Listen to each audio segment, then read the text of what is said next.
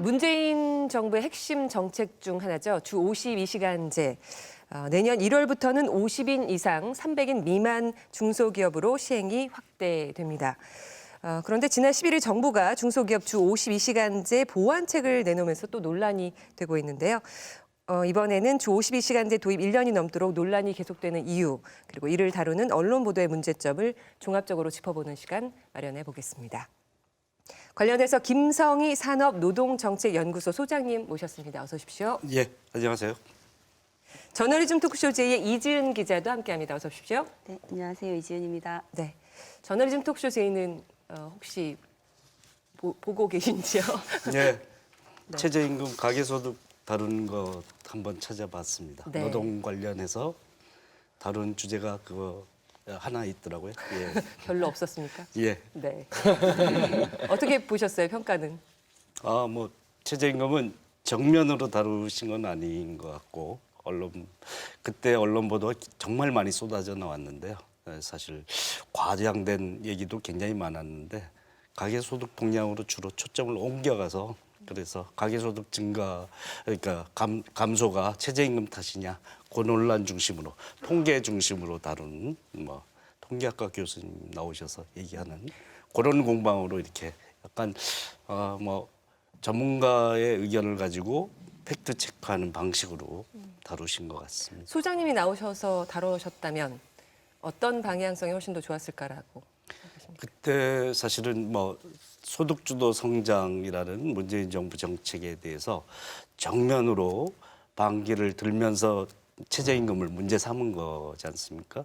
그래서 가계소득의 그 통계적인 표본의 변경이라든가 이런 저간의 사정을 얘기하는 것도 필요했는데 오히려 그것 자체를 설명하고 그 다음에 정말 최저임금과 같은 정책이 필요했었냐 안 했었냐 그렇게 보면 빈곤화가 우리나라 이제 빈곤 가구가 더 늘어나고 있다. 어쨌든 그 가구주 그 표본수의 변경 때문에 생긴 일이지만 그래서 과거보다 최저임금 때문에 나빠졌다의 공방은 틀렸지만 지금 이 지표는 최저임금 인상과 같은 또는 소득주도 성장 같은 가계소득을 부양하는 정책이 더 필요하다라는 것을 보여주는 지표다.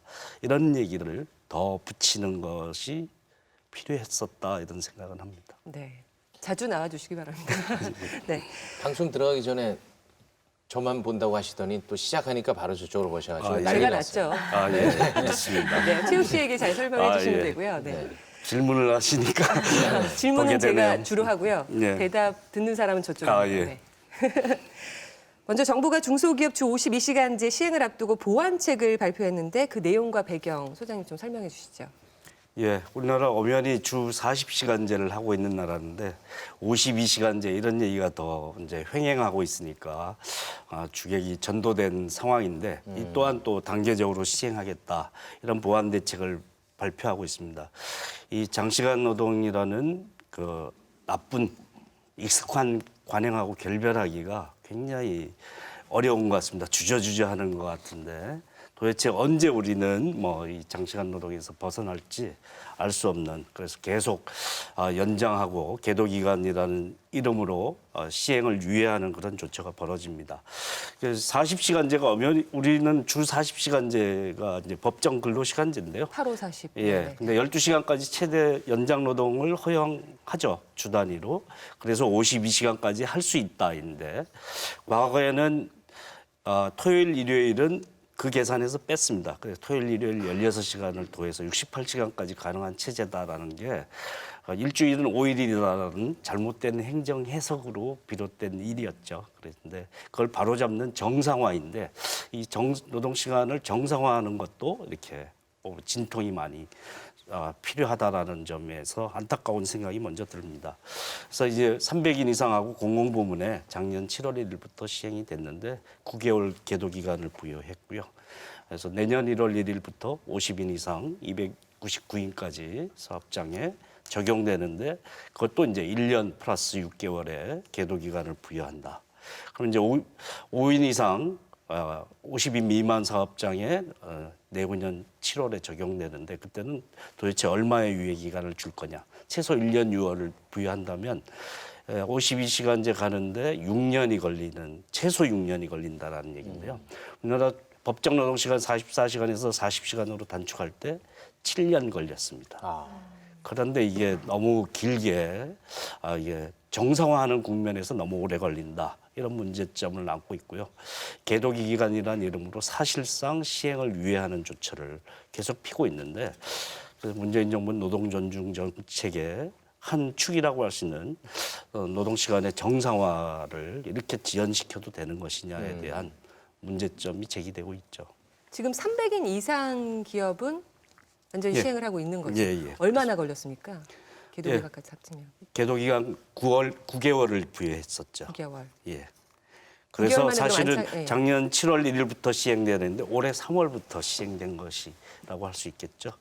그런데 뭐 이미 300인 이상 기업이나 공공부문은 준비가 된 기업들이 많아서 그것과 상관없이 뭐 진행은 많이 돼서 300인 이상과 공공부문의 노동자들은 노동시간 단축을 통해서 일과 삶의 균형을 회복했다 이런 지표가 분명히 나오고 있습니다.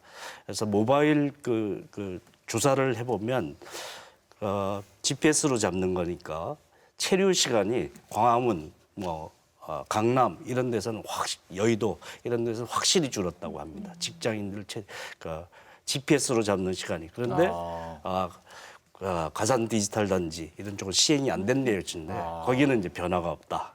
이런 게 객관적인 자료로 나오는 거라서 그래서 이 노동 시간 측면에서도 기업 규모에 따라 사실 노동 조건이 차등이 생기는 것 아니냐 하는 그런 우려도 생기고 있죠.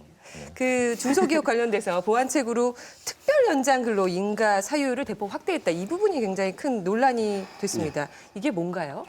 특별 연장 근로는 이제 자연 재난이나 지진 같은 사태죠. 또 풍수해 이런 사태에 대비할 때 거기에 투입되는 분들은 노동시간 제한 없이 사실 재난에 대비해야 되지 않습니까? 또 사회적 재난도 있습니다.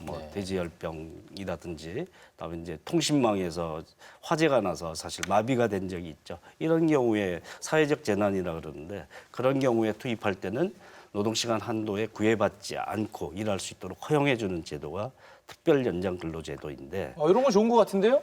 예, 그거는 좋다기보다 불가피한 거죠. 불가피한데요? 이제 네. 반드시 사회 공공의 이익을 위해서 네. 생명 안전을 시민의 생명 안전을 보호하기 위해서 필요한 일이기 때문에 네. 중요한 일이죠. 반드시 필요한 일인데 소장님도 반발 안 하시는 거죠, 이 부분은? 그런데 이제 경영상의 이유에 의한 사유까지도 이 대상에 포함시키겠다라는 거예요. 이게 법의 정신하고 이게 경영상의 이유라는 이런 모호한 조치를 또 그리고 그것이 상식적으로 재난에 준하는 사태인지 납득하기 어려운 일을 이 제도에 붙이는 게 가능하냐. 법이 통과 안 돼서 시행령으로 바꾸겠다라는 건데 시행령이 사실 모법을 위반하는 그런 법에서 위임된 사안을 시행령으로 시행규칙으로 만들어야 되는데 그걸 초월한 그런 조치를 취하는 거라서 이게 과도하게 권한을 행사하고 있다라는 점에서 그다음에 이 문제는 특별 연장 근로에 이렇게 명확하지 않은 사유까지 인정했을 경우에는 노동시간 제도 자체가 붕괴될 위험이 있다. 그래서 장시간 노동 관행이 자리 잡고 있는 우리나라에서는 그냥 필요한 만큼 일을 시켜도 되는구나라는 그런 관행으로 되돌아갈 위험성이 굉장히 크다라는 점이 심각한 문제라고 할 수 있죠. 정부가 왜 그런 보완책을 내놓은 건가요? 예, 탄력적 시간 제도를 현재 노사합의로 이제 3개월까지 쓸 수 있는 걸 6개월로 연장하자는 경제사회노동위원회 사회적 대화기구죠. 거기서 이제 합의를 했습니다. 우여곡절 끝에. 그래서 그걸 이제 법으로 성안을 해야 되는데 식물국회다 보니까 법이 통과가 안 됐다 이런 이유를 드는데 그 수준보다 훨씬 넘는 그런 보완 대책을 좀 법을 초월한 수준으로까지 고용노동부가 발표했다라는 점에서 좀 이제 과도한 조치다. 그래서 법이 통과 안 됐다라는 핑계보다는 더 진도를 나간 대책을 만들어내서 문제가 되고 있습니다. 이지은 기자 언론 보도 내용을 좀 살펴볼까요? 네, 이번 정부의 보완대책 발표 이후에 언론도 각각 이제 관련 소식을 전했는데요. 언론사 성향에 따라서 이번 대책을 바라보는 시각이 좀 엇갈렸습니다. 경제신문하고 일부 보수 언론들은 이 보완책 발표를 환영한다고 하면서 그러면서도 일부 경영자 측 입장을 통해서 주 52시간 시행 자체를 아예 접어야 한다 이런 내용 좀 직간접적으로 전하고 있었습니다. 대표적으로 이제 매일경제 기사를 보면 중소기업들은 계도 기간이 부여됐다고 해도 1년 뒤에 법이 시행될까 봐 여전히 불안해하고 있다. 제도 자체를 손보지 않는 한 국내 중소기업들이 해외에서 경쟁하는 것은 불가능하다. 이런 한 중소기업 대표의 말을 인용을 해서 보도했고요.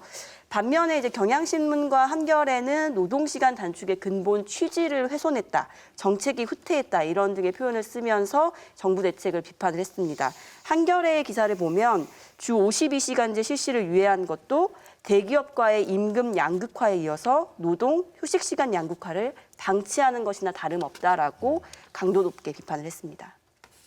교수님 어떻게 보셨습니까? 저는 그 인타임이라는 영화 있어요. 그 영화가 뭐냐면 그 과거에는 잉여된 그런 것들이 자본으로 쌓인다면 이제 부유한 사람은 시간이 많아지고 말하자면 그 부유하지 않은 사람은 시간이 적어지는 것을 SF적으로 그려낸 영화입니다. 저는 이게 인타임과 뭐가 다르냐는 생각이 좀 들었어요. 왜냐하면 우리 좀 얘기 중에 나왔지만 대기업은 벌써 저녁에 있는 사람을 꽤 누리고 있어요. 근데 중소기업은 이번에 유예를 했다고 하지만 그게 누구의 이익으로 돌아가느냐. 지금 대기업과 중소기업 보면 임금 격차도 분명히 있고 제가 요즘에 아주 절실히 느끼는 거는 근무 환경의 격차가 굉장히 심해졌더라고요. 그러니까 사옥이나 이런 것들이 굉장히 달라지고 하면서 이제 거기에 동일 노동과 이 노동 시간에 대해서 또 격차가 또 생기는 게 더 유예가 됐다라고 하고 근데 그런 부분에 대해서 대하는 태도가 여전히 미봉책이라거나 이게 이 말이 뭐냐면 없애야 된다는 얘기예요. 다시 돌아가야 된다는 얘기를 미봉책이라거나 근본적인 대책이 아니다라고 얘기를 하고 있는데 결국 이게 이렇게 계속 지속이 되고 만약에 보수 언론이 원하는 것처럼 완전히 과거로 돌아가는 게 성공을 한다면 그게 바로 인타임 같은 그 아주 시간의 위기까지 생긴 세계가 아니고 뭘까라는 생각이 들고 불평등 격차가 더 커질 수밖에 없다는 생각이 들어서 저는 지금 유예 자체보다 이것에 대해서 이거는 숨고르기인데 결국 원하는 바대로 밀고 가야 되겠다라고 마음먹고 좀 제도약 이를테면 과거를 회귀로서의 제도역 시점으로 삼는 이 보수 언론의 어떤 미봉책이라던가 혹은 여전히 뭐 땜질 처방이란 이런 용어 자체에 있어서 정치성이 상당히 좀 위험하다고 여겨집니다. 정 교수님 어떠세요? 저는 이제 주 52시간제라고 부르는 걸 반대하거든요. 그러니까 뭐 예를 들면 총 근로시간 상한제라든가 그것의 구체적인 내용이 52시간이겠지만 왜냐면 착각할 수 있단 말이에요. 52시간 일하면 되겠네로 이제 그 생각해 버리기 때문에 실제로는 40시간제 플러스 12시간에까지 이제 특별하게 허용하는 그런 정도의 것인데 핵심은 그러면 총 근로시간을 상한을 두는 것이 필요한 거 아닌가의 문제잖아요. 결국에는 논쟁의 핵심은. 네. 근데 여기 보면 지금까지 나왔던 이야기들은 오케이 뭐 그럴 수는 있는데 직종에 따라 달라져야 돼, 뭐 상황에 따라 달라져야 돼, 기업에 따라 달라져야 돼 이런 식의 수많은 어떤 주변 논리들이 나왔었어요. 그러다가 이제 본심이 나오는 거예요. 사실은 근본적으로 이렇게 52시간으로 상한하는 방식이 타당한가에 대해서 고민해야 된다 이런 식으로 또 얘기하거든요. 네. 몇 년간의 논의를 무로 돌리는 그런 방식입니다. 즉 총 근로시간을 왜 상한하는가 그리고 그 상한이 52시간 정도가 적당한가 그렇지 않은가의 논쟁이 이미 사실은 상당히 오랜 기간 동안 진행되어 왔었던 거고 그것이 이제 만약에 적용이 된다면 일부의 유예를 둘 수는 있다라고 하는 것 정도의 사회적 타협이 일어나고 있는 상태인데 주변적인 것들로 쫙 붙잡다가 결국에는 본심이 터져 나와서 사실은 근로시간을 상한을 두는 게 말도 안 되잖아 라고 하는 식의 이제 이야기로 흘러가 버리고 있다라고 하는 거죠. 그래서 논의의 원점으로 돌리는 건 다시 말하면 우리가 노동에 대해서 바라보는 시각을 다시 원점으로 돌려버리는 건 이건 굉장히 무책임한 태도라고 생각을 합니다. 그럼 말 나온 김에 좀 시대에 역행하는 질문 하나만 좀 하겠습니다. 우리나라가 노동 시간이 너무 길다는 것까지는 알겠는데 제 주변에 그 보면은 실제로 주 52시간 때문에 돈을 못 번다는 거예요. 더 나는 일하고 돈 많이 벌겠다는데 왜 그걸 막느냐.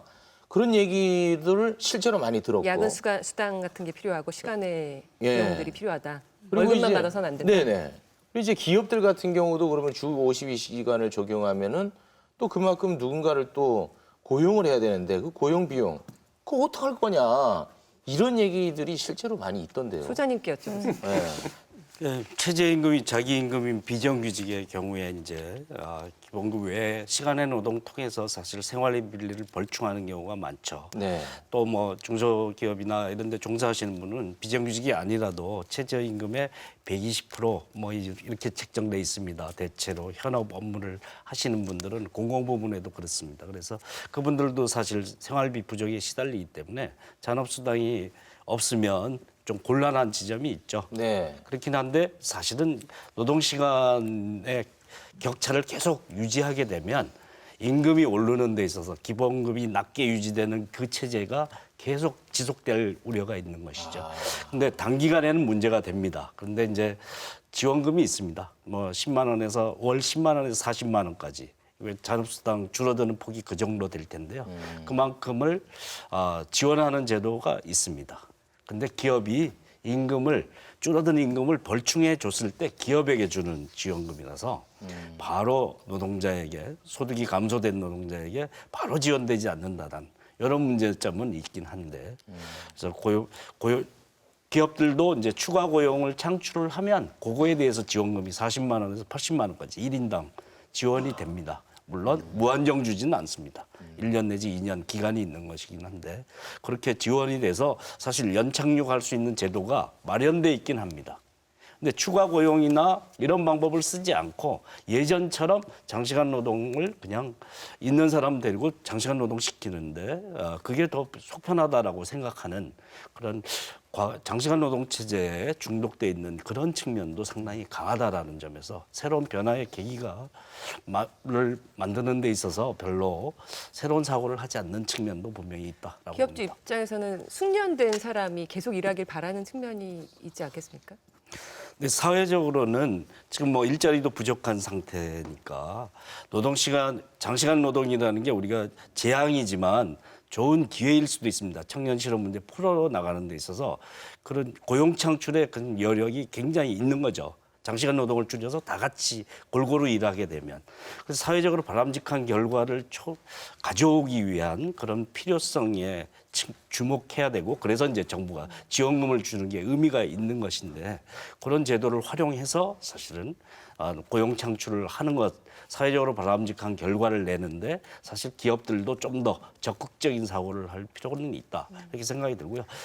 사실 익숙한 사람들, 숙련된 사람하고 일하는 게 아니라 새로 고용을 창출해서 새로운 신진대사를 일으키는 것도 기업의 활력을 위해서 매우 중요한 일이기도 하고 그런 거에 대한 기업들의 새로운 행태를 촉진하기 위한 제도를 제도적 지원책이 마련돼 있으니까 그걸 가지고 좀 바람직한 사회적 결과를 내는데 좀 전향적인 자세를 가지는 것도 필요하다고 봅니다. 네, 저는 이제 보수 언론이 언제나 대기업 이야기 먼저, 그 다음에 중소기업, 그 다음에 노동자 얘기인데 이 52시간 얘기를 할 때만 그렇게 중소기업 편을 들어요. 그래서 되게 이걸 어떻게 봐야 될지 가령 매일경제 12월 12일 3면 보면은 중소기업은 주 52시간 근무제 1년 개동에 부여된 사실보다 불안감을 감추지 못했다. 그리고 노동자들 역시도 노동자 입장에서 한번 돌아봐라라고 하는데 그러다 보니 이건 제 생각입니다만 왜 이렇게 52시간 근무제에 대해서 보수적인 언론들은 이렇게 중소기업과 그리고 하필이면 노동계 입장을 걱정할까? 저는 진짜 걱정이 아니라고 봅니다. 단순히 이것이 미치는 아주 단기적인 어떤 불이익이라든지 손해 같은 것들을 과장함으로써 어떤 점에서 지금 현재 우리가 지금 가야 될 굉장히 길고 중장기적인 방향으로서 이 방향성에 대한 이야기가 아니라 이 눈앞에 보이는 약간의 손해와 그런 불이익을 굉장히 과장함으로써 어떤 정치적 이익을 혹은 정파적 이익을 노리고 있는 게 아닐까 싶을 정도로 근본적으로 이렇게 부정적인 기사를 써서 얻는 이익이 뭔가라고 저는 거꾸로 묻고 싶다라는 생각이 듭니다. 정말로 노동자를 걱정해서인지, 정말로 중소기업을 걱정해서인지 저는 아니라고 봅니다. 네. 이 부분은 제가 아까 총근로시간 상한제라고 표현한 이유가 이게 문명적인 표현이거든요. 그러니까 인간이라면 어느 정도의 노동을 최대한 정도로 용인하는 것이 맞을까?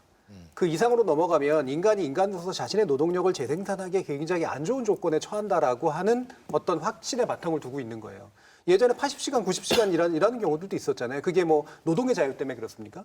지나치게 낮은 보상 하에서 죽어라고 일을 하지 않으면 먹고 살 수 없는 그런 세상이었기 때문에 그렇게 한 거란 말이에요. 근데 그게 결국은 인간을 탈인간화 시켜버린 거잖아요. 그렇기 때문에 문명적인 사회는 우리가 이 정도 일하는 것이 인간적으로 타당하다. 그리고 그 이상은 자기 자신을 노동력을 재생산하거나 자신의 인격을 도야하는 데 써야 된다라는 식으로 이제 확정을 한 거죠. 그 다음에 따라붙어야 되는 게 바로 최저임금이란 말이에요. 그러면 그 정도를 가지고 일했을 때 최저로 임금을 받으면 최저한의 삶의 수준은 만족시킬 정도가 되는 게 최저임금이 따라와서 그걸 채워줘야 되는 거죠. 물론 우리 사회가 그 정도까지 만약에 생산성이 못 쫓아가고 있다면 그것에 약간의 뭐 정부 지원이라든가 이런 걸 더해서 이것이 연착륙해가지고 그 정도 상황에 맞춰줄 수 있도록 시간을 두는다라거나 보완책을 마련하는 건 괜찮으나 근본적인 문제의식 자체는 인간으로서 노동할 수 있는 최대한의 시간과 거기에 주어지는 임금이 어느 정도가 됐을 때 인간으로서 삶을 살 수 있는가의 문제에 대한 사회적 논의에 가깝다라는 거고요. 방금 이제 최욱 씨가 얘기한 것 같은 경우에 보면 더 많이 일하고 싶은데 그 시간을 왜 막느냐라고 하는 거는 그 개인의 자유로운 선택에 맡길 문제가 아니에요.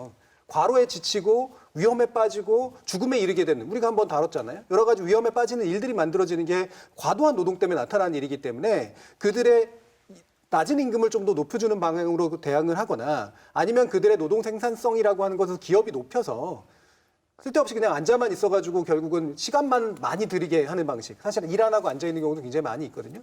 그래서 결국은 총보수를 높이려고 하는 방식으로 문제를 해결하려고 하면 문제의 근본에 다다르지 못하게 된다는 거죠. 그 중소기업 관련돼서 이렇게 나오는 언론 보도들 유심히 많이 보셨을 텐데 소장님은 어떤 생각을 드십니까? 예, 돼지열병 방역도 대처 못한다 이 얘기는 뭐 완전히 틀린 얘기고요. 특별연정근로 허용 사유에 시행이 안 바뀌어도 네. 이미 제도화돼 있는 사안이 이 조선일보 이거 완전 가짜 뉴스입니다. 그러면. 예, 그렇죠. 좀 세게 좀 얘기해 주세요. 가짜는. 예. 이거 가짜입니다. 예, 틀렸죠. 네. 예, 특별 성범죄자 추적은 그러니까 긴급한 사유가 해당할 수도 있습니다. 네. 특별한 사정이 있는 경우에는 뭐 그런 경우에는 허용이 될 가능성도 있다. 이런 점에서 틀린 얘기고요. 아까 말씀하신 것처럼 주 최대 노동 시간 52시간이고요. 52시간 상한제 이렇게 부르는 게 맞는 것은 사실입니다. 누구를 이게 무슨 새로운 제도를 시행을 하면 이익을 보는 사람과 손해를 보는 사람이 있을 수 있습니다. 아무리 좋은 제도도 그런데 네. 어떤 그러니까 상한을 정하는 제도는 사실은 이거로부터 따라갈 수 있는 사람이 있고 못 따라가는 사람이 있습니다. 그러니까 뭐 프랑스의 35시간제 할 때도 20% 정도는 따라가는데 힘들었다 이렇게 얘기하는 그런 뭐 20년 전에 이미 35시간제를 한 나라의 얘기였지만 우리의 경우에는 설문조사를 했습니다. 고용노동부가 뭐 노동연구원에 의뢰해서 이번에 적용이 되는 내년 1월 1일에 적용되는 50인 이상 300인 미만 기업에게 조사했는데 61%는 이미 준비돼 있다. 31.8%는 준비 중이다. 계획 중이다. 준비가 안 돼 있다. 대책이 없다. 7.2%입니다. 그래서 사실은 7.2%를 겨냥해서 이렇게 보완 대책을 남발을 하게 되면 어떤 문제가 생기느냐. 이미 잘하고 있는 기업들이 오히려 비용 경쟁력이 떨어질 수도 있는 거 아닙니까?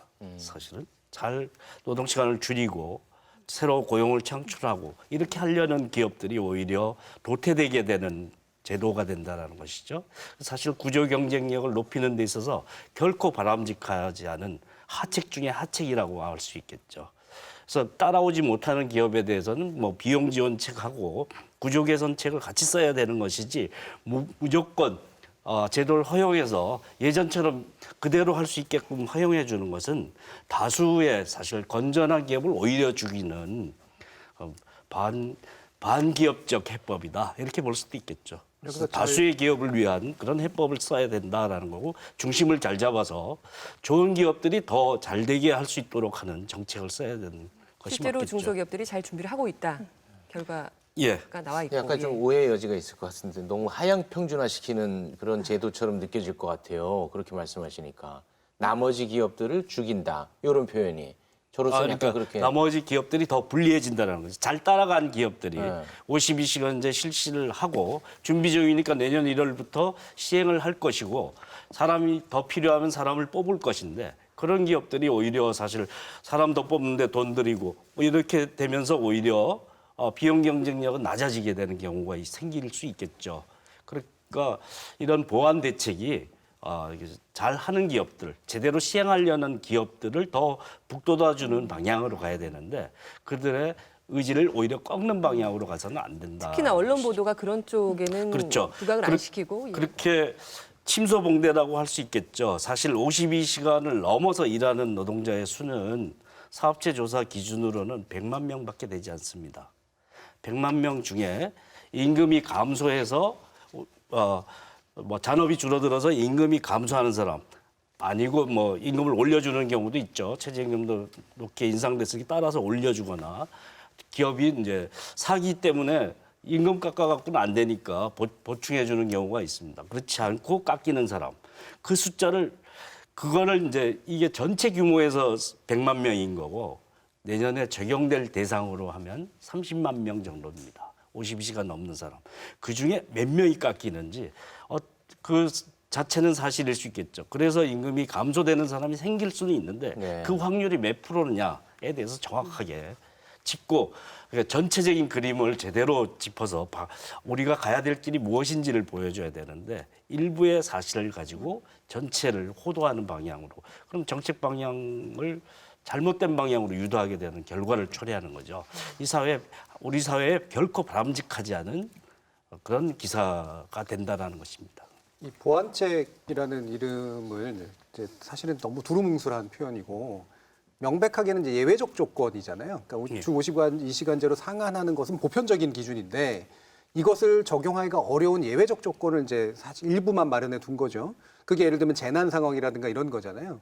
여기서도 충분히 오해가 있을 수 있는 게 예를 들면 소방관들은 그러면 뭐 일주일에 100시간씩 일해도 되는 건가요? 그게 아니잖아요. 특정한 상황에 뭐 이를테면 24시간 동안 수술을 해야 되는 조건이라든가 이런 것처럼 뭔가 특정한 조건에 특정한 시간대에 한정해서 일반적인 시간보다 좀 더 늘려서 하는 어떤 특별한 조건 정도가 있는 것으로 한정해야지 그 이상의 것들을 이제 무한정 늘어놓게 되면 원칙을 이제 없애버리는 그런 상태가 되는 거죠. 지금의 보완책은 이 예외적인 조건을 최소화해야 됨에도 불구하고 그거를 지나치게 넓혀버린 그런 식의 측면들이 있고 넓혀버리는 과정에서 임금 문제가 들어와 버린 거예요.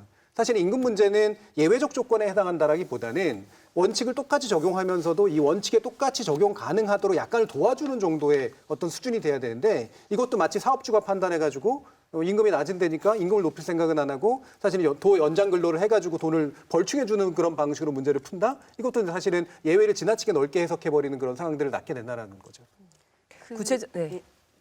그 소장님 말씀을 좀 덧붙여서 이제 임금이 줄어든 효과 때문에 근로자들이 좀 부정적인 의견을 가지고 있는 사람들이 있을 수 있고 충분히 그런 우려를 가질 수 있는데 이제 거기에 덧붙여서 이제 언론 보도가 거기를 너무 지나치게 앞서 나가서 좀 사실이 아닌 보도들을 하는 것들이 있어요. 아까 말씀하신 조선일보 기사가 그랬고요. 또 서울경제에 월급 준 근로자 퇴근 후 대리운전을 많이 뛰고 있다, 투잡을 뛰고 있다라는 기사가 또 지난 7월에 있었는데 이 기사 내용을 좀 살펴보면 사단법인 전국대리기사협회에 따르면 2년 전보다 올해 대리기사 수가 2~3배 늘었다. 카카오에서 대리기사를 많이 뽑기도 했지만 야근비를 채우려는 사람들이 투잡으로 대리기사를 택한 것이다. 근로자들에게 주 52시간제는 저녁에 미숙련 노동자를 만들고 있는 셈이다. 이런 기사 내용을 보도를 했거든요. 근데 제가 직접 이 사단법인 대리기사 협회장에게 들은 이야기는 좀 달랐습니다. 직접 전화를 통해서 주 52시간제가 시행되고 나서 실제로 대리기사로 투잡을 뛰는 직장인들이 늘었냐 이렇게 물어봤더니 대리기사가 늘어난 가장 큰 원인은 카카오 대리가 기사 모집을 너무 많이 한 게 가장 큰 이유다. 대리 문의가 하루 평균 한 3만 건 정도 들어오는 카카오가 기사를 그동안 12만 명을 모집하는 바람에 너무 급증을 한 게 가장 큰 이유라고 이제 설명을 해왔고요. 여기에 이제 그 대리기사 시장이라는 곳이 원래 월급이 줄어든 근로자라던가 실직한 직장인이라던가 또 추가 소득이 좀 필요한 그런 사람들이 상시적으로 들어왔다가 빠져나가는 그런 시장의 특성을 가지고 있기 때문이지 이게 주 52시간 때문에 투잡을 뛰는 사람들이 많았다 말하기는 어렵다. 이렇게 설명을 들었거든요. 그래서 기사에도 보면 대리기사 협회가 직접 주 52시간제 때문에 대리기사를 또 투잡을 뛰는 사람들이 늘어났다라고 말하거나 그런 인용 문구는 눈에 보이지 않아서 이런 이제 대리기사가 늘었고 그 이유는 주 52시간제 때문이다라고 이제 기사상으로 결론을 내리는 건 좀 과도한 비약이다 이렇게 보여졌습니다. 프레임은 언론이 또 그렇게 바꿔 들어가는 거네요. 이것도 되게 예외적인 어떤 경우들이 있겠죠. 뭐 일부 이런 식의 비슷한 사유가 있었는데 이거를 일반화시킨다라는 거고 지나치게. 그다음에 사실 전 이게 말이 안 되는 게 대리운전으로 잠이 부족해 일하다가 안전사고가 나지 않을까 걱정이라는데 그럼 자기 사업장에서 연장 근로하면은 잠이 부족 안 한가요? 똑같은 이야기를 이런 식으로 자기 말도 안 되는 식으로 변명을 하고 있는 거죠. 네. 또 비슷한 스타일이 한국경제에도 또 있는데요. 중견 자동화 설비 제조업체인 C사의 한 임원은 야근을 하다가 늦게까지 불이 켜진 사무실을 발견하고 찾아갔다. 20대 연구 직원이 일을 하고 있었다. 임원은 빨리 퇴근하라고 다그쳤다. 직원은 이것만 하고 가면 안 되나요? 실력을 키우고 싶습니다. 울먹였다. 임원은 성과에 따라 연봉이 정해지는 연구개발 직원들이 주 52시간제 탓에 성장할 기회를 빼앗겼다. 직원 개인의 경쟁력은 물론 회사의 경쟁력을 떨어뜨리는 제도라고 지적했다. 제일 싫어하는 종류의 기사일 것 같습니다. 이런. 그러니까 이게 지금 소득주도 성장에 관해서도 저는 똑같이 봤고요. 최저임금에 대한 것도 똑같이 봤고 여기서 주 52시간 제도에 대해서 똑같이 보게 되는 게 뭐냐면 객관적인 어떤 근거라던가 자료를 오히려 보여주는 게 아니라 드라마타이즈하고 한편으로 플롯을 줘서 이 스토리텔링을 하는 겁니다. 이야기를 하나씩 만드는 건데 그래서 지금 대리기사분들이 늘어나는 것도 보자면 어떤 한 개인의 얘기일 수도 있겠죠. 그러나 이거를 야근비를 채우려는 가장들이라는 불특정 다수로 만드는데 근거가 정확하게 없어요. 그리고 한국경제 기사를 보더라도 한 임원이기도 하고요. 20대 연구 직원입니다. 구체적으로 어떤 인터뷰 대상을 특정하지 못해요. 근데 이런 특정하지 못한 채로 그러나 따옴표를 따가지고 이것만 하고 가면 안 되나요? 라고 대사를 집어넣어서 극적인 효과까지 노리고 있는데 되게 이런 기사들이 공통적으로 우리가 지금 보면서 이거 한 번이 아니라 오히려 객관적이지 않지만 주관적이고 감정적으로 이 제도의 어떤 불합리성을 알리기 위해서 이렇게 계속해서 드라마타이징 하는 건데 전형적인 기사로 보여집니다. 저는 이거는 진짜 특히 방금 한국경제 기사 같은 경우에는 너무나 전형적이기도 하지만 우리가 여러 번 적했지만 우리 한국 언론의 저널리즘의 질이 떨어져 있다라고 하는 걸 명확하게 보여주는 지표라고 봐요. 이거를 쓰라고 그러니까 쓰기로 했던 기자도 그렇지만 이걸 쓰라고 허용한 데스크도 더 심각한 문제가 있다라고 보거든요. 외국인 유력 언론에서 만약에 이런 식으로 기사를 쓰면 이거는 기사로서 성립하지도 못합니다. 예를 들면 직원이 했던 말을 임원이 옮긴 말을 기자가 옮긴 거잖아요. 2중 3중의 인용 구조를 가지고 있고요. 만약에 이걸 다 녹취라도 떠났으면 모르겠습니다. 예. 근데 그렇다 하더라도 직원이라고 하는 사람이 이렇게 얘기를 정말로 했을까도 심각하게 의심스러울 뿐더러 지나치게 강정 교수님이 말씀하신 것처럼 너무나 멋진 대사처럼 이제 보이게 되잖아요. 이거는 기사로서의 기본적인 자격을 갖추지 못한 기사라고 볼 수밖에 없어요. 네. 소장님 소감. 예. 소설 쓴 분들한테 미안하지만 기사를 쓰지 않고 소설을 쓰는 것 같은데 예. 공적인 매체를 사적인 그런 목표를 위해서 활용하는 것은 사실 사회에 심각한 해악을 끼친다라고 생각이 듭니다. 노동시간 관련해서 사실은 일부에 이런 사람이 분명히 있을 수 있는데 그렇게 해서 어떤 제도를 시행해서 피해를 받는 사람이 예기치 않게 생길 수 있습니다. 그러나 그게 얼마나 어떤 조치를 통해서 보완해 나가야 될 사안이냐, 전체 방향을 뒤엎어야 될 사안인지 냉정히 판단하는 자세가 필요하다고 보고요. 분명히 충분하게 예외를 허용해야 될 사유가 된다면 우리는 다른 나라 법제도처럼 아주 세세하게 예외적인 조치에 대해서 어떻게 할 것인가에 대한 그런 것을 쭉 법에 붙일 수가 있다 이렇게 생각합니다.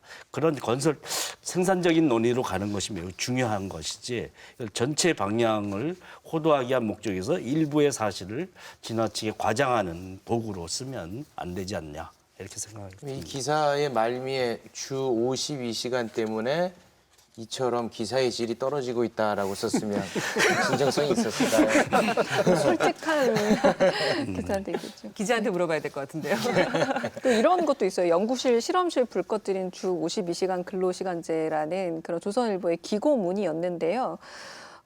이 풍부한 상상력과 빠른 도전, 실패를 허용하는 연구 환경 변화가 필수적이고 그래서 미래로 가기 위해서는 52시간제가 연구 실험 권리를 박탈하는 거다라고 굉장히 아주 그냥 격렬하게 쓰고 계신데 보수 언론이 좋아하는 용어 중 하나가 4차 산업혁명 시대가 왔다라는 건데 4차 산업혁명 시대에 있어서 이렇게 시간만 들여서 그러니까 정량적으로 시간을 투자하는 것 자체가 결과가 나올 것이라는 이런 과거의 산업화 시대의 그런 논리를 갖다 대는 것도 상당히 의아스럽고 그렇게 보자면 우리가 잘 알고 있는 정말 유명한 기업들 구글, 아마존 이런 기업들이 어떻게 운영되고 있는가 그들이 정말 24시간 내내 불 켜놓고 일하는가 전혀 그렇지 않잖아요. 그러니까 이거는 제가 생각하기에는 대부분의 사람들이 뻔하게 알고 있는 내용임에도 불구하고 그래서 어떤 얘기를 하고 있는 줄 아세요?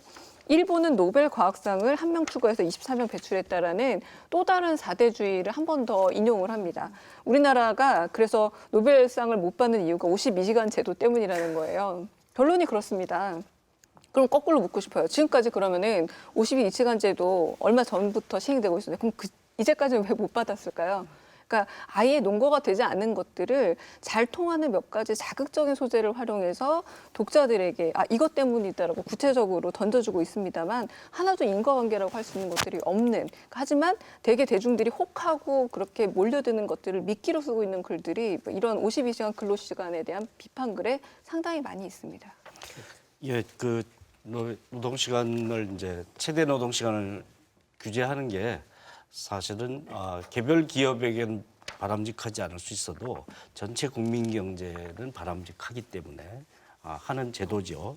그런 제도에 사실은 여러 가지 경우의 수가 있을 수 있습니다. 그래서 유연근무 제도라는 게 있죠. 탄력적 시간제, 뭐 선택적 시간제, 재량근무제 이런 걸 통해서 다른 여러 직종과 뭐 산업별로 특수성을 감안할 수 있는 제도적 장치를 마련하고 있죠.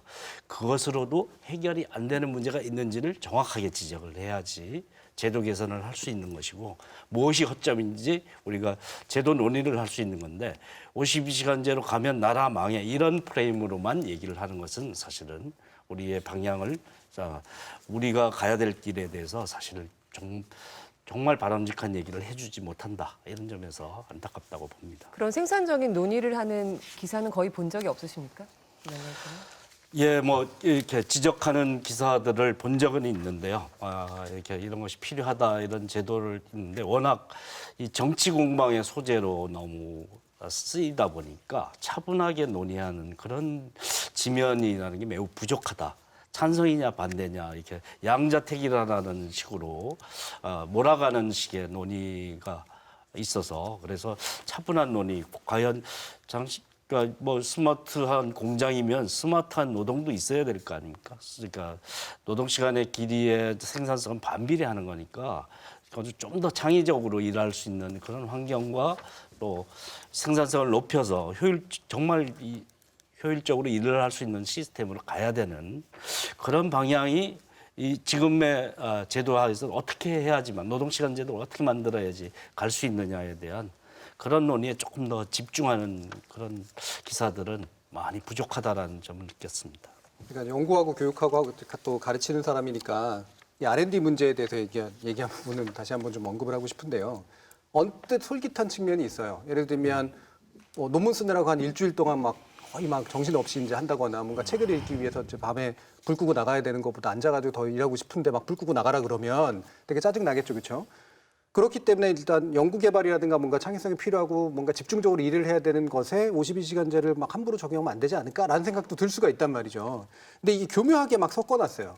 그러니까 자유전문직으로서 자신의 일에 책임을 지는 그런 연구자로서의 일과 그다음에 학생이 교육받고 학습받는 일과 그다음에 또 고용관계와 피고용관계 이 문제가 복잡하게 이렇게 섞이면서 교묘하게 마치 모든 R&D의 어떤 곳들은 R&D 하는 곳들은 연구개발하는 곳들은 52시간제 적용하면 큰일 난다라는 식으로 이제 이야기를 만들어놨는데 그 논거는 대단히 부족하고 거기 일본 사례 하나 정도만 딱 들어가 있는 그런 상태거든요.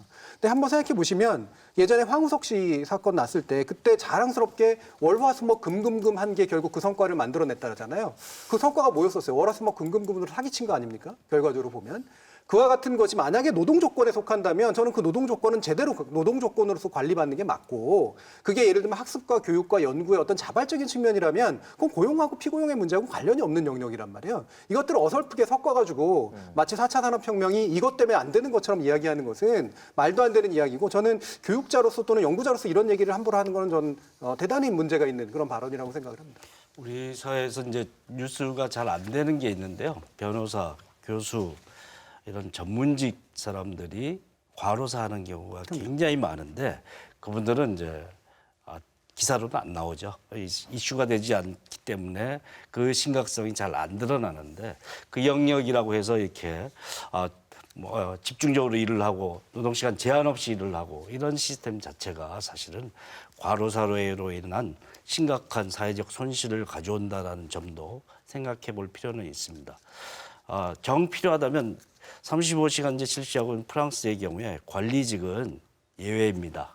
경영자하고 관리직은 예외입니다. 왜냐하면 그 자기 의사를 결정할 수 없는 사람에 대해서는 사회적 보호장치가 필요한 거고 자기 의사로 하는 사람에게서는 보호장치 안 해도 된다. 이런 정신인데요. 그런 예외 조치를 만들 수는 있습니다. 그런데 피용자 신문인 자기가 노동시간을 결정할 수 없는 사람에게는 엄격하게 공통의 기준이 적용돼야 되는 것인 거죠. 그럼 노사 합의가 있으면 좀 어느 정도 이렇게 융통성을 발휘할 수 있는 부분이 근데 이제 개별적으로는 이 법적 규정에 대해서 위반 신고를 할 수 있습니다. 누구든지 할 수 있기 때문에 노동 감독이 노동 시간에 대해서 이루어진 적은 별로 없습니다. 거의 없다시피 합니다. 그런데 누가 법 위반이다라고 문제 제기를 하는 순간은 이제 감독이 들어오게 되죠. 그렇기 때문에 노사가 집단적으로 합의했더라도 개별적으로 문제를 제기하면 그것은 감독관청에 와서 법 위반 여부는 사실 여부 중심으로 판단해야 되는 거니까 그렇게 법 위반으로 걸릴 수가 있는 것이죠. 제가 그래서 아까 이제 학습, 교육, 연구, 그다음에 고용, 피고용, 노동 이 문제가 복잡하게 섞여버렸다라고 얘기한 게 그거거든요. 사실은 저는 물론 이공계통은 아니기 때문에 누군가 저 보조연구원을 막 24시간 일시키고 이런 식의 일들이 없겠지만 실제로 공대라든가 이런 데는 그런 경우 굉장히 많거든요. 근데 이게 고용, 피고용의 문제로 명확하게 돼 있으면 제도가 어쨌든 끼어들어서 이 문제를 예방시켜 줍니다. 근데 이게 어설프게 되면 교수와 학생 간의 문제, 교수와 제자 간의 문제로 돼버리고 인간적인 문제로 섞여버리면서 실제로 상당한 착취들이 일어나는 공간들이 생겨요. 이게 마치 대단히 고학력에 자기 의사를 결정할 수 있는 것 같은 그 집단에서 일어나는 일이라고 하는 거죠. 심지어 이런 곳조차도 노동의 문제를 명확하게 인지하고 제도가 예방장치를 마련해 주지 않으면 그 안에 있는 구태나 구습은 바뀌지 않는다라고 하는 거고요. 그 구태나 구습이 만약에 노벨과학상을 만들었다면 그건 옛날 일일 겁니다. 앞으로는 그렇지 않을 거라고 저는 생각을 해요. 주 52시간제 관련해서 또 눈에 띄는 기사가 있었는데요. 지난 10일 보도된 동아일보 기사였습니다. 명동 홍대 앞 텅 빈 점포, 권리금 없습니다. 전통 상권까지 불황 한파라는 기사였습니다. 소제목이 최저임금 인상, 주 52시간제 여파로 끝모를 영업난. 이었습니다. 논현동 영동시장 일대 홍대 입구 명동 세 곳을 현장 취재한 결과 권리금이 없는 무권리 점포가 늘었다고 보도하면서 그 이유에 대해서 업계 관계자들은 과도한 임대료가 공실의 원인이라는 일각의 주장에는 대체로 동의하지 않았다며 지난해는 최저임금 인상, 올해는 주 52시간 근로제 도입 본격화가 상권 불황에 영향을 주고 있는 것으로 보인다라고 한 부동산 중개업자의 발언을 인용한 보도였습니다.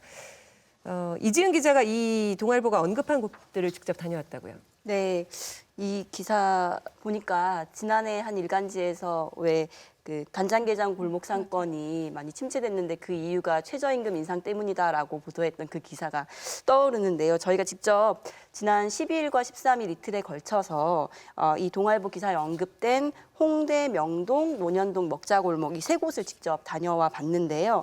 그 사람들이 가장 많이 있고 또 번잡하다고 한 목요일과 금요일이었는데도 좀 일부 골목은 좀 한산한 모습이었고 실제로 빈 점포들이 많이 눈에 띄었습니다. 그래서 실제로 이 골목들이 좀 상권 침체를 겪고 있다는 게 상인들의 공통된 이야기이긴 했는데 그 이유에 대해서는 이 동아일보가 기사가 지적한 내용과는 좀 차이가 있었습니다. 그 상인들의 이야기를 직접 영상을 통해 보시죠.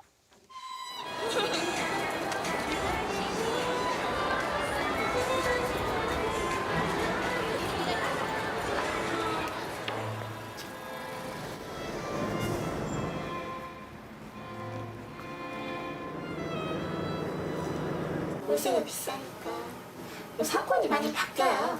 보면은 옛날 원래 놀이터 쪽이 메인 상권이었는데 거기가 확 죽고 많이 침체된 거예요. 이거는 옛날부터 바글바글했지. 몇 개 팔면 그게 다 외국 사람이라는 거죠. 우리나라 사람은 별로 많이 소비가 안 이루어진다는 거죠. 우리나라 사람은. 그게 얼마나 된 걸까요? 사드냐? 메르스 때부터 그랬네. 사드가 그 뒤죠. 메르스 때부터 시작해서 그 뒤로 사드 때 뭐 이렇게 해서 쭉 그거 한 4, 5년 했나 보거든요.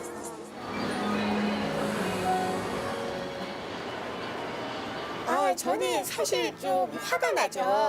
아니, 그 언론이라 그러면은 그래서 실체적 사실을 정확하게 전달을 해야 되는데 질문 자체가 굉장히 유도신문을 하고 왜곡된 질문을 이미 질문 자체가 왜곡되어졌다라는 걸 굉장히 느껴서 굉장히 실제적으로 화를 낸 적도 있죠. 조선일보 기자한테. 그 기자가 와서 뭐 어떤 걸 취재를 하던가요? 최저임금에 그게 문제냐, 그것 때문에 그러는 거냐. 아니, 그거 아니다. 그거는 이상하고 기본적으로 굉장히 임대료가 높고 아무리 떨어졌다고 하더라도 그런 이야기를 막 화를 낸 적도 있죠. 네, 이지은 기자가 직접 그 동아일보가 취재한, 동아일보도 역시 현장 취재한 결과를 바탕으로 기사를 썼는데요. 그 세 곳을 다 다녀서 이야기를 좀 들어봤습니다. 어떻게 보셨습니까, 강 교수님? 지금 방금 인터뷰 중에 뭐 주 52시간제도 아마 영향이 있기는 있겠죠라고 짧게 대답하고 지나가셨는데, 그러니까 동아일보 이 기사는 그 부분만 듣고 기사를 썼다라고 해도 과언이 아닌 겁니다. 입체적으로 분석을 하는 게 아니라, 왜냐하면 공인중개사 업소 관계자, 역시나 자주 등장하는 특정한 어떤 인물이 아니라 관계자라는 이 불특정한 호명 안에서 하고 싶은 얘기를 하고 있는 건데, 그래서 오히려 대개 사람들이 요즘에는 젠트리피케이션이라던가 임대료 문제라는 걸 알고 있다 보니까 그 부분에 대해서 한번 또 짚고 넘어가는 거예요. 그게 아니다라고. 그래서 결국 하지만 이렇게 금방 인터뷰를 하고 취재를 해서 바로 드러날 수 있는 사실임에도 불구하고 이렇게 불특정 다수 인터뷰 대상이 있으니까 그냥 짧은 어떤 언급이라던가 듣고 싶은 답만으로 만들어가는 프레임 기사의 전형적인 예가 바로 이런 기사가 아닌가라는 생각이 듭니다. 선별적으로 받아들이고 유도신문을 했다라는 되게 중요한 이제 문제도 당연히 지적되어야 될 뿐더러요. 저는 사실 이게 취재 대상으로 적합한가부터 근본적으로 질문을 해야 된다고 봐요. 솔직히 최저임금 때문에 자기가 불황을 겪는지, 52시간제 때문에 자기가 불황을 겪는지 경제학자도 아닌데 어떻게 합니까? 여러 가지 이유들이 있을 텐데 자기는 사실 잘 모르거든요. 영업하는 당사자로서 어떻게 그걸 많이 알겠어요. 이들한테서 나올 수 있는 건 예를 들면 임대료 때문이니까 뭐 때문이니까 여러 가지 질문은 던질 수 있어도 원인이 뭔지를 이들한테서 받을 수 없습니다. 굳이 말하면 힌트는 얻을 수 있겠죠. 아까 힌트가 좀 나왔잖아요. 메르스에서 사드를 거치면서 굉장히 심각해졌다. 결국엔 그 기억 속에 보면 뭐 점점 줄어드는 어떤 원인들이 있었는데 그중에 기점으로 보니까 그때쯤이었다라는 증언.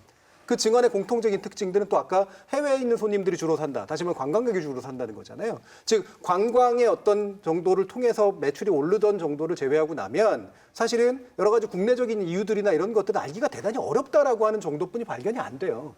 그럼 그리고 나서 기사를 어떻게 써야 되냐라는 거죠.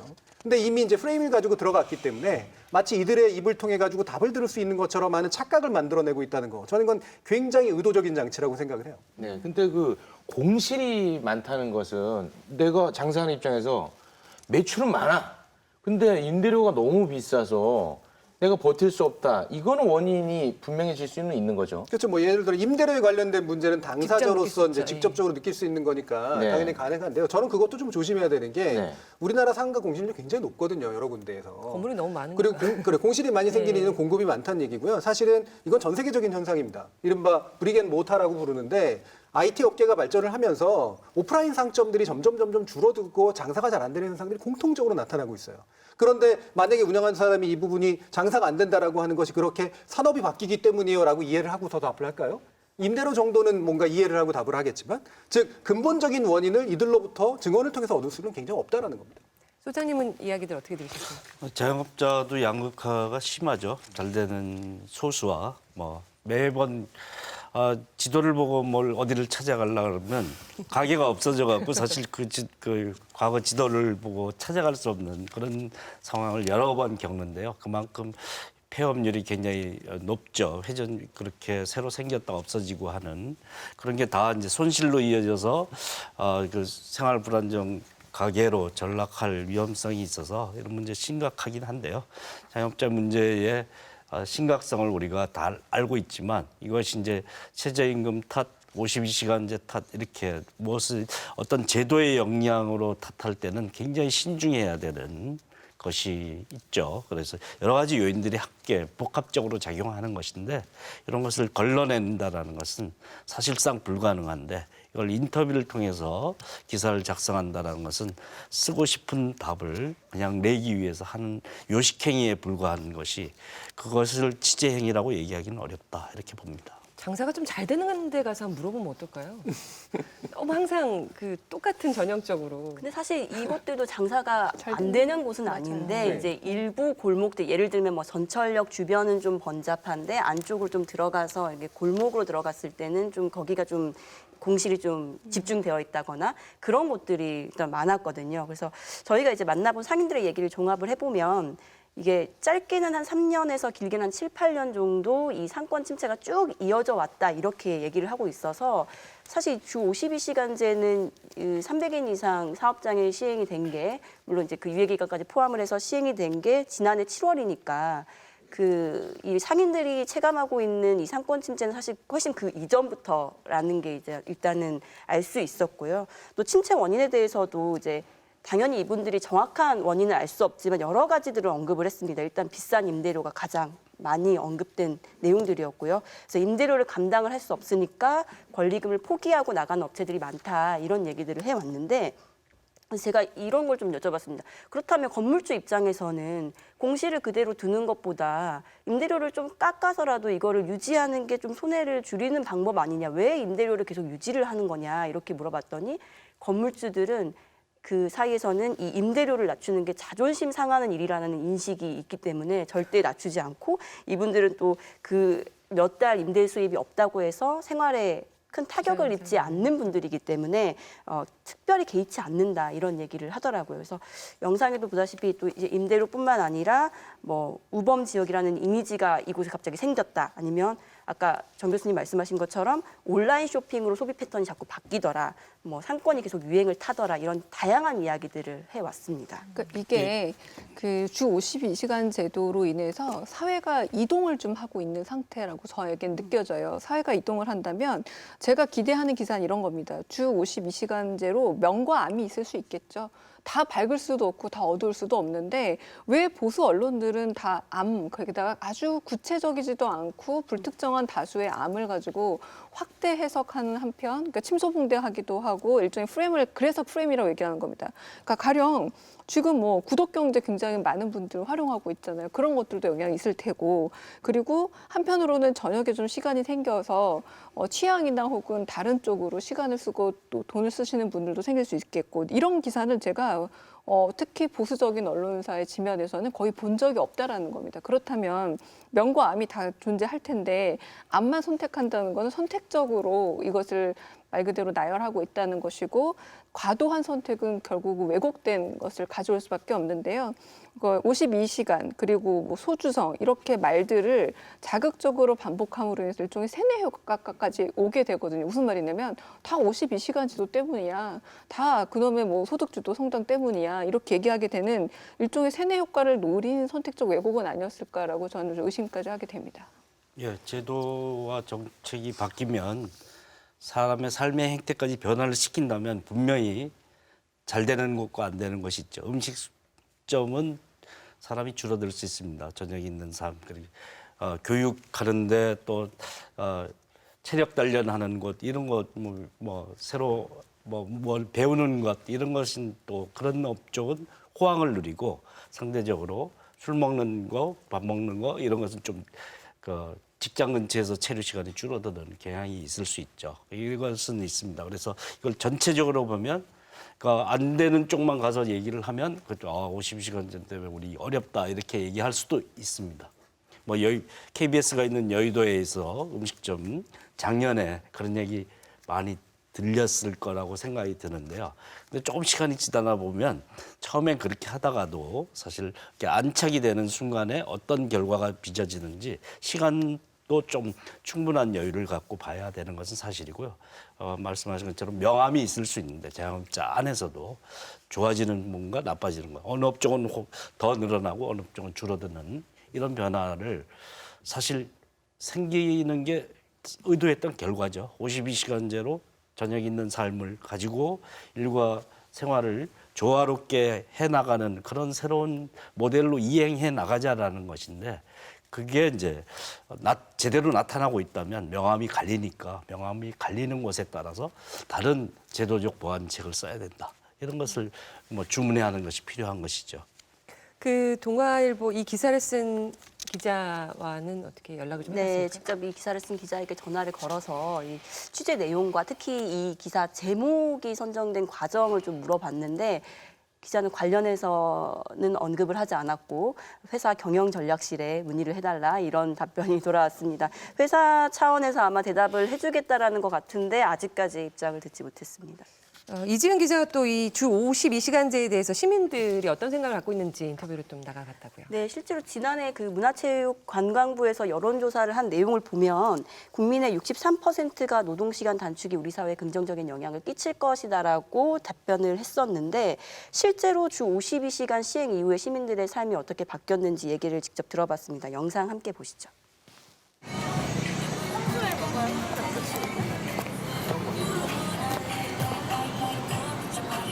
내가 일찍 퇴근하니까 그래도 좀 개인 시간이 좀 늘다 보니까 소리가 좀 느는 것 같긴 해요. 오히려 야근 할 때보다는 안 하는 게 시간이 남아도니까 그냥 뭐 친구들 만나고 여가 생활에 좀 돈을 좀 쓰는 편이죠. 옛날에는 이제 조금 적은 돈을 가지고 한 군데에서 다 써보냐 가고 이랬지만 요즘 좀 시간 넉넉하니까 뭐 5만 원 쓰면 2만 원씩 두 번 쓰고 이러겠죠.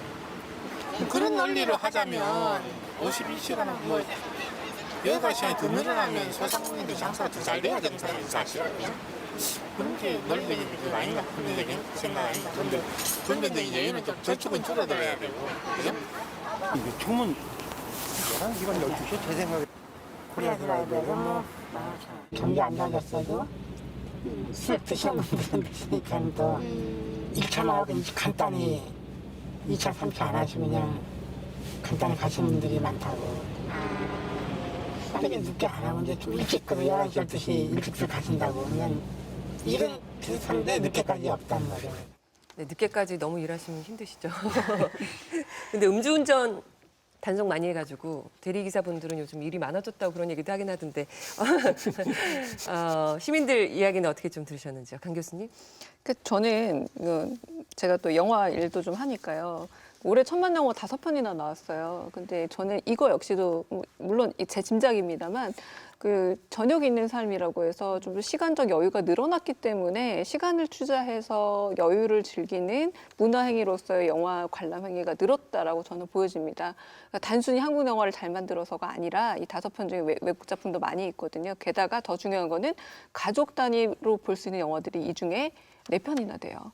그러니까 이 얘기는 뭐냐면 같이 볼 수 있었다는 거고 아무래도 이건 시간적 여유가 없으면 그런 선택을 하기도 되게 힘든데 한 예시로 저도 이제 한번 얘기를 해보겠습니다. 네. 그러니까 이게 구조가 바뀌는 거잖아요. 그러니까 노동시간이라고 하는 것이 사실은 굉장히 중요한 엄청나게 큰 제도이기 때문에 이 제도를 차츰차츰 덜 노동하게 만들고 그다음에 삶의 조건이 좀 더 나아지게 만드는 것으로 이동해 오고 있는 상태예요. 이거를 역행하려고 하는 건 굉장히 반문명적인 일이라고 저는 기본적으로 생각을 하고요. 여기서 이제 예를 들면 약간 이게 손해를 입는 집단들이 있을 수가 있죠. 그러니까 예를 들면 임금 체계가 지나치게 낮아서 생기는 문제가 생기는 데도 있을 테고 아니면 자영업의 특정수가 되면 밤늦게까지 일하면 이득을 얻었던 데들이 일부가 있었을 텐데 그들이 이제 받는 손해는 어떻게 할 것이냐라는 문제에 대해서 물론 국가나 아니면 전체 정부가 대답을 해줄 필요는 있겠죠. 그러면 그것을 위한 예외적인 조건을 완충시키기 위한 어떤 보완책이 필요한 것이지 그 예외적인 것들을 되게 과장해가지고 이 문명의 진전을 가로막는다? 이거는 굉장히 좀 심각한 문제가 있다고 보고요.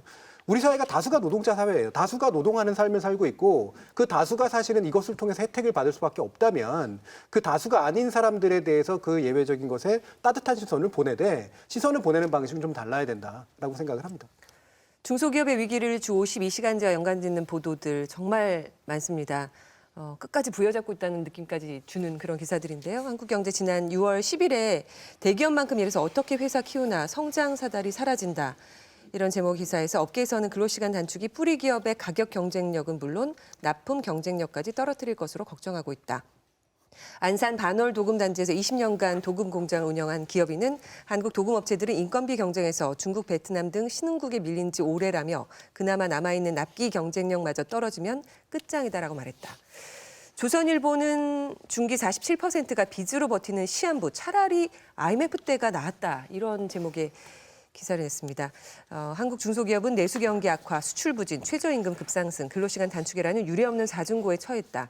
가격이 우리 절반인 중국 기업과 경쟁할 수 있었던 건 우리가 밤낮 없이 공장을 돌려 납기를 20일, 30일 더 빨리 맞출 수 있었기 때문이라며 주 52시간으로 납기라는 유일한 무기마저 뺏겼다라고 보도를 했습니다. 이 업체는 고육지책으로 주 52시간 근무제 적용을 피하기 위해서 직원을 58명에서 49명으로 52 미만으로 줄였다. 안산 반월공단 중소기업 대표들과 인터뷰 내용을 전하기도 했습니다. 소장님의 소감 또 들어봐야 될 것 같습니다. 예, 기사를 쓰기 위해 쓰는 과정에서 불법을 부추기거나 편법을 쓰라고 얘기를 하는 것은 안 되죠. 금기사항이라고 생각합니다. 옛날에 이제 착취형 노동공장, 피땀을 짜내는 공장의 전을 전형으로 삼는 듯한 시대착오적인 그런 모델링도 좀 심각한 문제라고 생각을 합니다. 또 더 중요한 문제는 중소기업에는 실시가 안 됐는데 52시간제 때문에 이런 문제가 생겼다라고 얘기를 한다는 자체는 정말 앞뒤가 안 맞는 얘기죠. 사실 왜곡입니다. 그리고 굉장히 우리나라 언론 보면 선진국 OECD 굉장히 좋아하잖아요. 근데 왜 이 문제만큼은 오히려 조금 이제 개발도상 국가를 늘 경쟁 상대로 여기면서 이렇게 얘기하는지, 이것도 역시 또 그 필요에 따라서 프레임에 따라서 이렇게 비교할 대상을 선택하는 게 아닌가 싶은데, 일단 이 사다리를 걷어차였다는 분노가 있다고 하지만, 그러나 이렇게 노동직약적으로 해서 중소기업이 대기업만큼 될 수 있는 구조인 거예요, 우리나라 사회가. 정말 눈 가리고 아웅이라는 생각이 듭니다. 아예 불가능한 구조 안에서 노동직약적이고 그러니까 착취형 노동을 통해서 대기업을 성장할 수까지 있다라는 건 과거 정말 이제 한국전쟁 이후에 아주 엄청난 고속 성장 개선 가능할 수 있는 일이었을지 모르지만 지금 전혀 불가능한 일을 얘기하고 있다는 생각이 들고요. 게다가 예시로 드는 기업이 한국 경제에서 판교 벤처밸리의 스타트업을 얘기를 하고 있어요. 이 스타트업이 어떻게 노동집약적으로 좋은 기업이 될 수 있다라고 얘기를 하고 있는지 전 얘도 아예 잘못됐다고 보여지고, 지금 김성희 소장님께서도 말씀하셨지만 아예 불법과 편법을 이렇게 하면 된다. 그리고 이렇게까지 해서라도 주 52시간 제도는 일종의 무력화해야 된다라는 가이드라인까지 제시하고 있기 때문에 정말이지 좀 의도를 가지고 그 의도 역시도 옳다고 보기 힘든 기사가 아닌가라는 생각이 듭니다.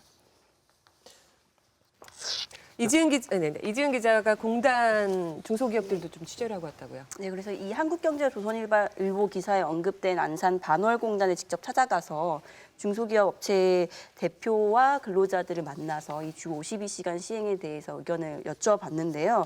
현실적으로 이 주 52시간제 시행을 앞두고 어떤 자금이라던가 시간적인 여유가 상대적으로 좀 많지 않기 때문에 경영에 좀 부담을 느끼고 있는 거는 사실이었습니다. 근데 그래서 이제 특히나 이제 중소기업의 특성을 보면 이제 밤낮 없이 공장을 돌려서 이 납품 기한을 최대한 줄이는 게 이들의 어떻게 보면 경쟁력인 건데, 이걸 이제 앞으로 못 하니까 피해가 좀 예상이 된다, 이런 얘기들을 했고요. 근데 이분들 역시도 마찬가지로 주 52시간제가 단순히 본인들의 업체나 어떤 이 공단의 경기를 불황으로 가지고 가는 단정적인 이유는 아니다라고 설명을 하고 있는데, 예를 들면 이제 공단에 문 닫는 업체들이 계속 생겨나고 있는데, 이게 이제 다른 지역에 공단들이 생겨나면서 그쪽으로 이전하는 업체들이 늘어나고 있고, 또 세금 감면 혜택을 받을 수 있는 지역을 찾아서 이제 이전하는 업체들도 생겨나고 있다고 얘기를 하고 있었고요.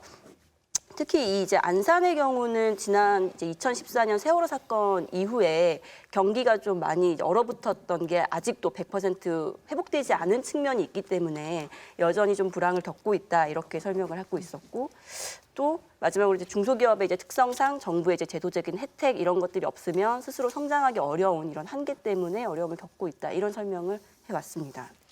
그 납품 기한 이야기가 나왔으니까 사실 이 문제는 뭐 원청과 하청 문제, 대기업과 중소기업의 근본적인 문제를 짚고 넘어와야지 이 오고 탐반하기에는 언론이 너무 정말 부실하게 취재하는 느낌을 줄 수밖에 없거든요. 그 부분을 좀 짚어주시죠.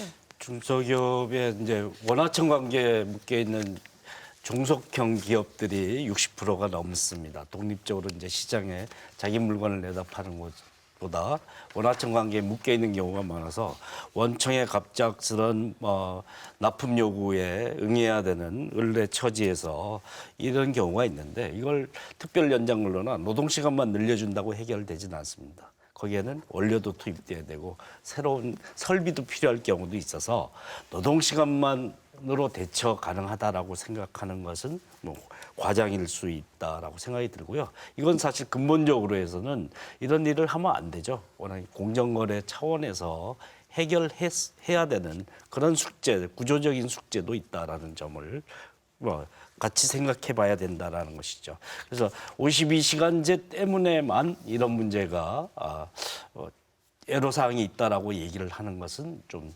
전체 원하청 관계가 가지는 종속적인 문제로 생기는 갑질, 을의 처지를 제대로 이렇게 정확하게 짚어내지 못하는 측면이 있다라고 생각합니다. 중소기업이 진짜 원하는 거는 그런 문제잖아요. 예, 원하청 관계에서의 대기업과 어떤 납품 관계에서의 공정성 문제일 것 같은데 제일 해결되기를 원하는 점은 뭐 그렇겠지만 사실은 그게 정말로 자신의 문제를 해결해 준다라고 생각조차 못할 가능성도 상당히 있는 거죠. 왜냐하면 당장의 문제를 해결하는데 급급하기 때문인데요. 자, 여기 자세히 보시면 이게 되게 묘하게 두 개를 다 배치해놨어요. 하나는 전통기업, 그다음에 또 한 가지는 스타트업 같은 이제 새로운 기업. 네, 스타트업 같은 데는 사다리차기다. 왜 우리도 열심히 해가지고 잘 살라는데 왜 못하게 하느냐. 네. 전통기업 같은 우리의 경쟁력은 납기인데 납기 맞춰주기인데 왜 그걸 못하게 하느냐 이 논리거든요. 근데 납기를 맞춰주는 게 실제로 우리 그 산업의 경쟁력이라고들 얘기를 하더라고요. 그 실제로 운영하시는 분들 보면. 근데 이게 왜 경쟁력이 되는지 잘 따져볼 필요가 있어요. 이거는 우리보다 선진국 같은 경우에는 실제로 이미 이제 이런 노동 구조에서의 후진성 같은 것들을 제거해냈기 때문에 우리처럼 후진적으로 쥐어짜지 못하니까 사실은 우리는 후진적으로 쥐어짤 수 있는 가능성이 있는 거예요. 심지어 우리보다 못한 나라라든가 경제적으로 약간 좀 더 후진적이라고 생각하는 그런 나라들 같은 경우조차도 제가 알기로는 이렇게까지 쥐어짜는 식으로 해가지고 하지 않는다고 알고 있어요. 그러니까 우리나라의 납기가 경쟁력을 갖는 이유는 후진적으로 노동 착취를 할 수 있는 국가이기 때문에 그렇다라고 하는 역설이 이제 생겨버리는 거죠. 이 문제를 경쟁력이라는 이름으로 이렇게 뭔가 이렇게 방어를 하는 거 저는 상당히 말이 안 되는 거라고 생각을 하고요. 이거는 산업 구조의 변동을 분명히 이끌어 나가야 될 그런 문제라고 보고 또 한 가지 스타트업 같은 경우도 그런 환상이 있습니다. 우리 영화 같은 데나 드라마 같은 데 보면 막 밤샘 작업해가지고 막 문제를 성공시키고 나면 막 서로 막 박수를 치면서 얼싸안고 이런 식의 환상 같은 것들이 만들어져 있잖아요. 실제로 게임 업계라든가 이런 데들이 그런 경우들이 상당히 있는데 그때의 문제들은 대부분이 사실 열정페이라든가 실제로 보상이 제대로 주어지지 않으면서 생기는 수많은 과로의 문제들이라든가 이런 것들이 있어요. 이거에 주목하지 않고 마치 그런 환상적인 어떤 스타트업들이 그런 식으로만 가능한 양 이렇게 얘기를 하고 있는데 아마도 그런 정도가 되려면 자기 기업이고 자기가 출범시켜서 자기가 노력해가지고 그것이 온전히 자신의 이익으로 되는 초기의 어떤 창업자들의 일부에게는 적용될 수 있지만 그들이 일을 시키는 피고용자들 같은 경우에는 똑같은 조건을 적용하면 안 되는 거죠.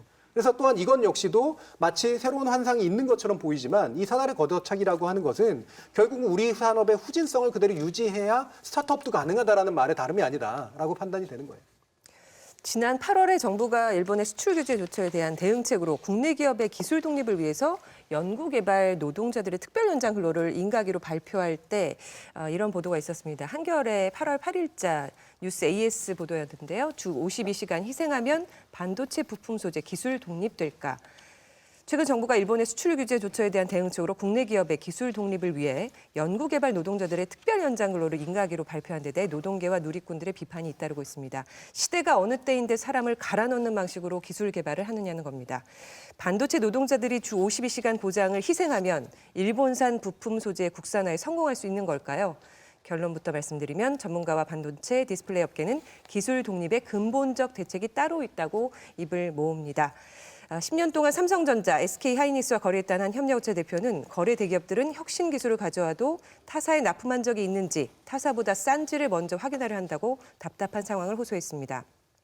또 다른 협력업체 대표도 반도체 대기업과 공동 개발을 지금도 안 하고 있는 게 아니다. 문제는 기술 가치를 인정하지 않고 무조건 싼 값에 가져가려 하려는 것이다. 아주 작은 소모품까지 제조회사 부품번호, 단가를 하나씩 제출하게 만들거나 무상으로 기기를 납품받은 뒤 실험용으로 쓰는 사례도 부지기수라고 주장했습니다. 일본은 또 이렇게 하지 않고 있다라고 그 예를 기사 안에 녹여내기도 했습니다. 정부는 왜 기술 독립을 외치며 엉뚱한 주 52시간제 완화를 추진하는 거냐 이렇게 비판한 기사가 있었습니다. 이 기사에 대한 이야기하실. 그때 당시 일본의 수출 규제라는 말이 나오자마자 제가 언론에서 굉장히 많이 봤던 기억이 납니다. 그러니까 중앙일보로 기억이 나는데 지금 왜 국산화가 안 되느냐? 52시간 제도 때문이다라고 바로 나온 거 보고 아니 어떻게 예측을 했었나라고 좀 우스갯 생각이 들 만큼 네, 일단은 인과관계라고 밝히기 굉장히 어려운 부분이고요. 지금 여기 나와 있듯이 혁신식 기술을 가져와도 여러 가지를 따지기도 하지만 우리 여러 번 언론에서 또 탐사 보도에서 좀 약간 지적된 바도 있습니다만 중소기업이 굉장히 성공한 사례 같은 경우에 대기업이 오히려 자신의 수직 계열화해가지고 오히려 중소기업의 경쟁력을 뺏는 경우도 상당히 많이 봐왔단 말이에요. 무슨 말이냐면 대기업의 횡포 문제에 대해서는 전혀 언급하지 않고 이걸 엉뚱하게 52시간이란 다른 희생양을 찾아서 인과관계도 맞지 않는 그런 그 원하는 어떤 의도를 관철하기 위해서 아예 인과관계가 틀린 게 바로 이 기사가 아닐까라는 생각이 듭니다. 예. 선생님들.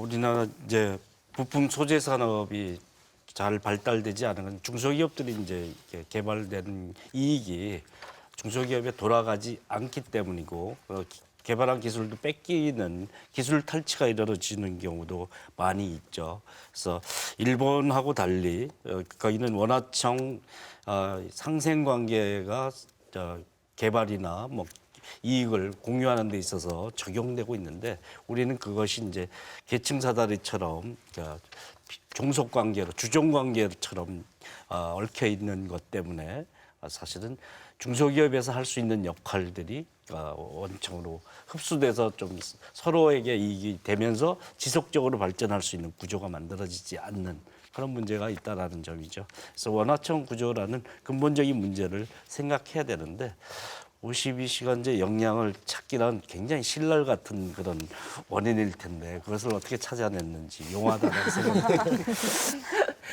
마지막으로 하나 기사만 더 살펴보겠습니다. 중앙일보에서 12월 11일에 역대 정권 실패한 구조조정 마크롱이 성공한 비결은이란 제목의 기사에서 52시간 노동시간제도 마찬가지다. 이는 일자리를 나누자는 취지에서 이미 20년 전에 프랑스에서 실시된 바 있고 시간 대비 임금 비율이 높다는 이유로 생산성이 좋지 않다고 판결이 난 낙후된 정책이다. 한물간 정책을 들고 국가가 나서서 일자리를 만들겠다는 발상은 디지털 경제를 목전에 둔 한국 사회에서는 시대착오적일 수밖에 없다라는 내용이었습니다. 우리나라 이제 40시간제 실시돼서 2004년부터 해서 2011년에 완료됐는데 뭐 하여튼 그 결과를 봤어도 생산성 향상이 뭐 1.5% 정도 있었다. 시간이 줄어들면 그만큼 피로 감소 효과가 있고 사기 효과가 있고 그래서 그리고 작업 조직의 효율이 높아지는 그런 효과, 조직 통합 효과까지 해서 생산성이 높아진다고 나옵니다. 그래서 늘어난 시간만큼 줄어든 시간만큼 추가 고용해야 될 때 드는 돈에 3분의 1 내지 2분의 1은 생산성 향상으로 벌충이 된다. 이런 게 일반적인 연구 결과입니다. 프랑스의 사례에서도 그랬고 일본의 사례에서도 나타났던 연구 결과고 한국의 40시간제 연구의 결과도 그것을 보여주는데요. 그러니까 40시간 이상 실시하지 않았던 기업은 빼고 따지면 2.1%나의 생산성이 높아진 거거든요. 그래서 이렇게 보면 이제 생산성 향상이 가져와서 상당한 비용은 벌충이 되고 또 효율적으로 일하는 관행에 의해서 사실 구조적 경쟁력이 높아질 수 있는 가능성은 있다라는 점은 분명한 사실이라고 할 수 있고 그래서 생산성이 나쁜 영향을 35시간제가 줬다라는 것은 사실하고 틀린 얘기라고 할 수 있죠. 근데 기대했던 만큼 고용 문제 때문에 35시간제를 실시했습니다. 그런데 기대했던 만큼의 효과가 충분히 거둬지지 않았다. 이런 얘기는 있는데요. 100만 명 정도가 고용 창출될 걸로 봤는데 뭐 그때 OECD는 약간 보수적이었던 시절인데 45만 명 정도 창출됐다는데 실업 감소 효과까지 더해야 됩니다. 20몇만 명 정도 됩니다. 이렇게 따지면 사실 상당한 효과를 보였다라고 볼 수 있는 거죠. 노동시간을 4시간 획기적으로 줄였기 때문에 그에 미치는 충격은 일부에게 나타났지만 이게 사실 대체로 긍정적인 결과가 있었다라는 것입니다. 그리고 프랑스하고 한국을 단순 비교하는 것은 사실 그런 거 프랑스 잘하잖아요. 입장에서는 모독이라고 생각이 들 텐데 52시간 상한제를 간이 많이 하는 나라인데 20년 전에 35시간 간 나라에게 시간의 노동 자체가 예외로 취급되는 나라인데 그런 나라에서 뭐 자기들 비교해서 어쩌니 저쩌니 얘기를 한다라는 것을 단순 비교해서 글을 쓴다는 것은 말이 안 되는 거죠. 유연화 조치라는 것도 사실 그렇게 강력한 내용은 없습니다.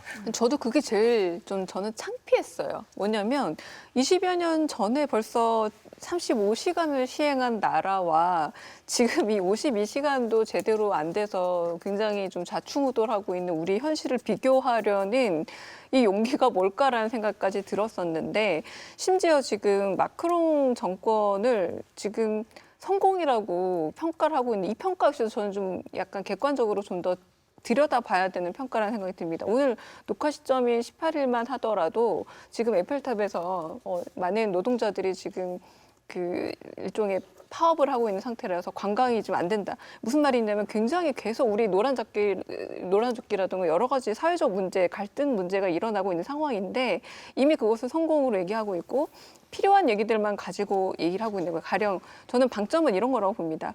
법인세를 낮추고 개발 사업에 정부가 지원하는 방식, 이명박 박근혜 정권을 했던 것을 지금 마크롱이 하고 있고 그걸 성공이라 평가한다라고 얘기를 하고 있기 때문에 52시간 노동시간제에 대한 얘기도 일종의 미끼이고 결국은 법인세를 낮추거나 어떤 그런 부분에서 친기업적인 정책을 펼쳐야 된다는 얘기를 하고 싶어서 정말 비교 대상도 아닌 프랑스 얘기를 하고 있다고 생각을 하고 있고요.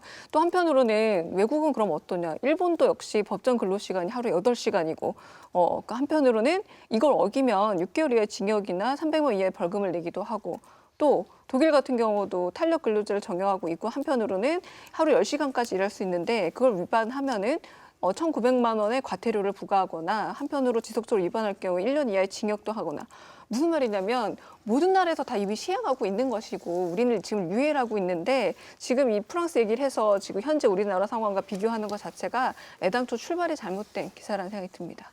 교수님 하실 말씀 없으실 것 같아요. 해요? 짤막하게. 네. 뭐 이거는 뭐 많은 분들이 얘기하셔서 근데 프랑스 가서 일해보시고 고용당해 보시면 알 거예요. 네. 휴가일수 한 번에 30일을 그냥 한목에 쓸 수 있는 나라고 지난 100년간 끊임없이 노동시간을 줄여오고 노동자에게 많은 제도적인 어떤 가능성을 주려고 했던 나라에서 지금도 고민하고 있는 정책을 가지고 마치 되게 단견해가지고 이런 식으로 확정해서 얘기하면 거기서 유학했던 분들, 거기서 일해봤던 분들이 보기에는 진짜 말도 안 되는 일입니다.